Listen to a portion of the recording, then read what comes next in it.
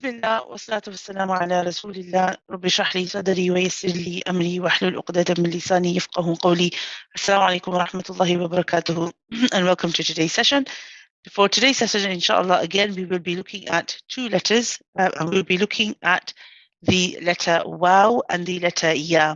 So to start off with, we'll be looking at the letter waw first. How do we pronounce this? This is a letter of the lips. So we're going to use both lips, the upper and the lower lips, use the sound of the letter waw.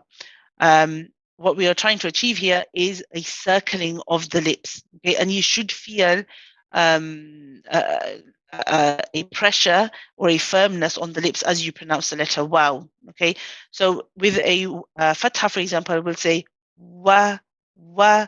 The lips come together and we feel the pressure on the lips. Wa, wa, wa, woo, wa, woo. Notice this is not ooh.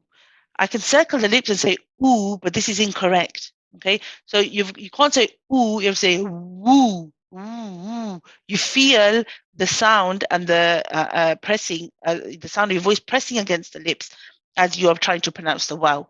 Wa, woo, wee, wa, woo, wee. Okay, so for each of these, you just have to make sure that you circle the lips.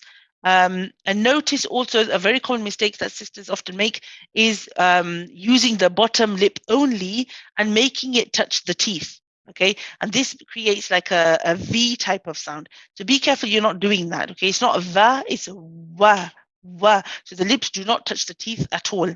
Okay, when the waw has a sukoon and it is preceded by a fatha, then we pronounce this as ow, ow, ow. You'll notice that I'm actually staying on the waw for a bit. It is a rakhawa letter. It's one of the ones that we keep running. There's no breath, so there's no blowing of the breath with this. We don't say ow and have the breath blowing at the same time. We simply rely on the sound of our voice. Ow, ow. Okay? Wa, woo, we, ow. Coming now to the letter ya, the letter ya is used using the middle of the tongue. Okay, so if you imagine the very center of the tongue, okay, you don't use the very center point is actually used to produce the letter jim. Okay, but what we want to do is we want to use a point on either side. Okay, we're using the two points on either side of the middle of the tongue, and they are raised up towards the upper palate. And you end with a small, like a dip in the very center of the tongue. And you need that dip because the sound is going to flow through that gap. This is why the center of the tongue is not the center of the tongue is not pressed up against the upper palate. It's just the on either side of the middle of the tongue, two parts of the tongue, they move up and touch the upper palate. So how do we pronounce this letter? We say yeah, yeah. Notice I'm not saying yeah, right? If you're saying like a y type of sound, then that means you've got the breath running at the same time. So you want to try and control, not push forward so much, with not try to force the sound out. Stay very relaxed and just allow your sound to gently flow without pushing forward with the breath. Yeah, you again. That's for the you. Yeah, you, ye, ya, you, ye.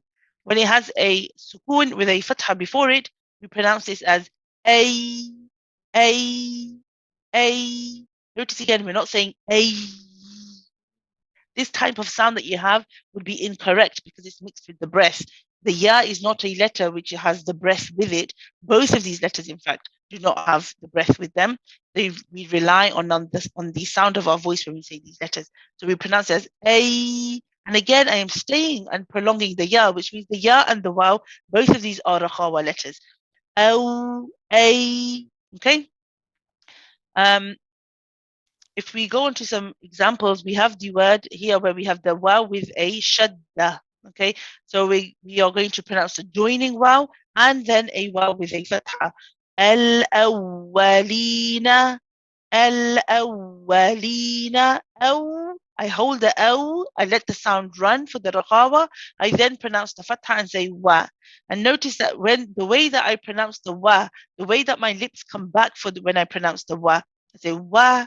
In the same way, when I say al-awwa, the lips have to come back and complete that full movement.